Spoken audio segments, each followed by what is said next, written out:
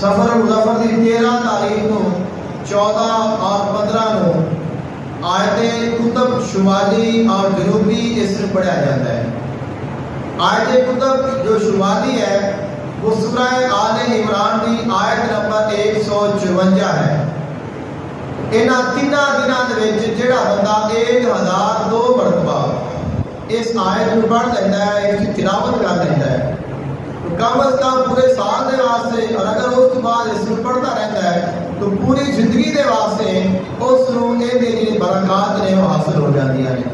اور اس آیت کا جو دوسرا نام ہے وہ آیت کتب ہے، اس کو آیت کتب بھی آکھا جاتا ہے۔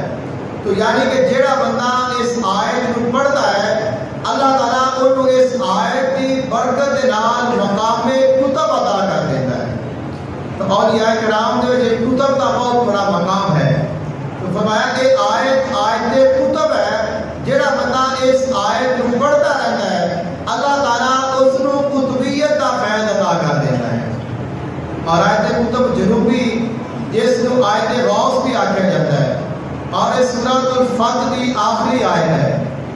جڑا بندہ 13 سفر کو 14 اور 15 انہاں تیناں دناں دے وچ اس آیت کو 1002 مرتبہ پڑھ دیتا ہے، اللہ تعالیٰ اس کو اس آیت کا فیض عطا کر دیتا ہے، کمال عطا کر دیتا ہے، یہ برکتاں عطا کر دیتا ہے۔ اور اولیاء کاملین فرماتے ہیں جڑا بندہ اس آیت کو پڑھتا ہے اللہ تعالیٰ اس کو فیض غوث عطا کر دیتا ہے، یعنی اللہ تعالیٰ اس کو غوثیت کا مقام عطا کر دیتا ہے۔ اگر وہ خاص ہوئے اور اگر کوئی عام ہوئے تو اللہ تعالیٰ اس کو غوثیت کا فیض ضرور عطا کر دیتا ہے۔